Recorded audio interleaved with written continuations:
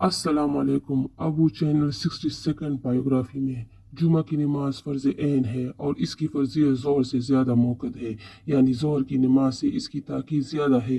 حدیث شریف میں ہے کہ جو 3 جمعے سستی کی وجہ سے چھوڑے اللہ تعالیٰ اس کی دل پر مہر کر دے گا، اور ایک روایت میں ہے کہ وہ منافق اور اللہ سے بے علاقہ۔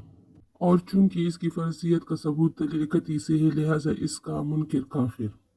کے دن کی فضیلت یہ ہے کہ یہ دن ہفتے کی سارے دنوں کا سردار ہے۔ ایک حدیث میں ہے کہ سب سے بہتر دن جس پر آفتاب طلوع ہوتا ہے جمعہ کا دن ہے۔ اس دن حضرت آدم علیہ السلام کی تخلیق ہوئی، اسی دن ان کو جنت میں داخل کیا گیا، اسی دن اس کو جنت سے نکالا گیا اور دنیا میں بھیجا گیا، اور اسی دن قیامت قائم ہوگی۔